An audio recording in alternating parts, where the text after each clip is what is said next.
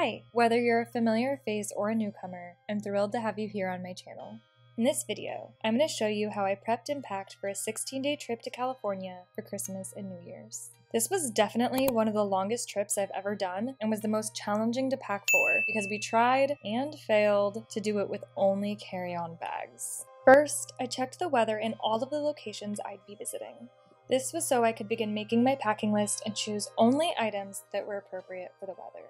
Since our trip was so long, I couldn't see exactly what the weather would be in each location, but I at least got the gist of it. I keep almost all of the packing lists from previous trips, so instead of starting from scratch, I can edit what I've used before. Although in my regular life I like having a variety of options, that just isn't necessary when traveling, so I try to focus on items that I really need and will actually use and overall just live with less. Once my list was finished, I put my packing list on my iPad so I could mark things off as I packed them. Before traveling, I always make sure to do laundry so all the clothes I plan to pack will be clean and ready to go.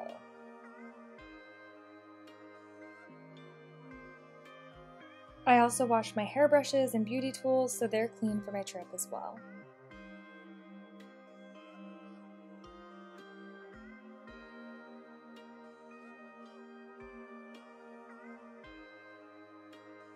Then, I started gathering my refillable travel containers as well as any travel-sized products I wanted to bring. I like using containers that are smaller than 3 ounces because I have a large variety of products but use very little of them each day. This allows me to bring a smaller amount of a larger number of products. Once I figured out which containers I wanted to use for which products, I filled them with what I expected to need on the trip. This included shampoo, conditioner, leave-in hair products, moisturizer, eye cream, sunscreen, prescription skincare, and primer. Luckily, we'd left a few products at my sister's when we visited last summer, and she'd agreed to let us use some of her toiletries, so we didn't need to pack face wash, body wash, or toothpaste. Since the TSA has strict policies regarding liquids, this helped us keep our liquids a little more minimal.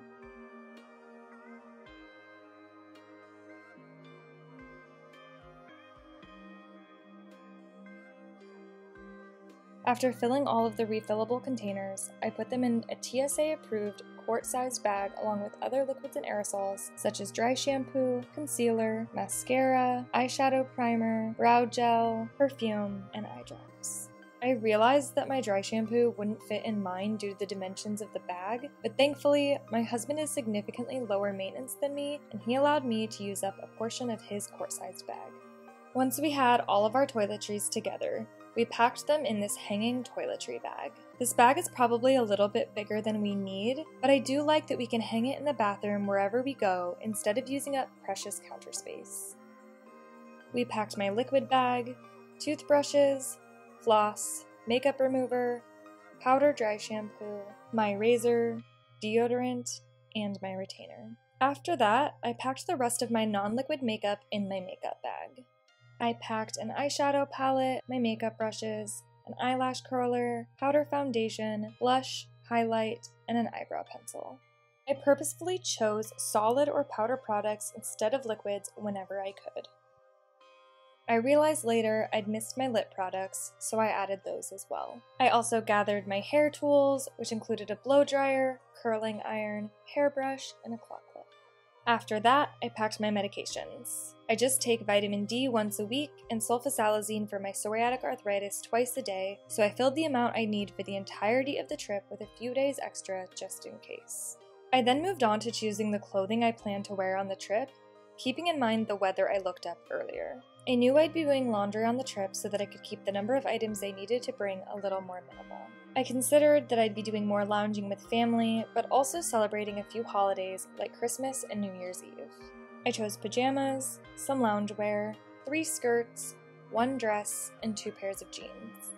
I tried to choose items that I could mix and match as much as possible. Then, I folded my clothes into my packing cubes. I figured out what shape would best fill the space within the packing cube, and I tried to fold everything about that shape so that everything would fit neatly together and maximize my space within each packing cube. I only started using packing cubes a few years ago, and I think I will continue using them forever. They make it so much easier to keep your clothes folded and organized when traveling.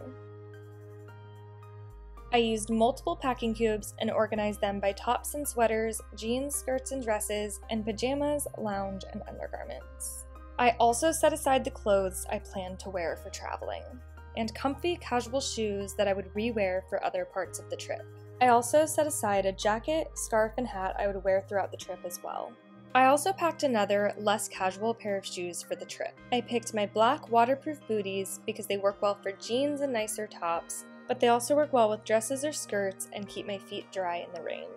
In terms of jewelry, I was already wearing diamond studs and my engagement and wedding rings, but I packed a necklace and another pair of earrings for New Year's Eve.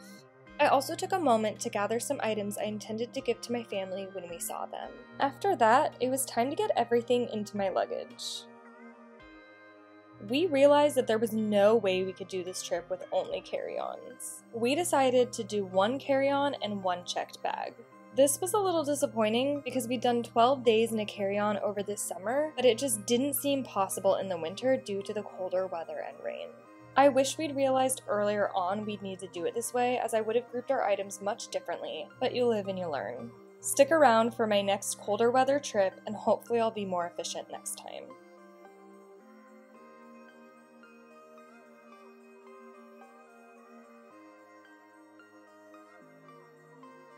We keep the second liquid bag in another set of luggage so we wouldn't get stopped by the TSA.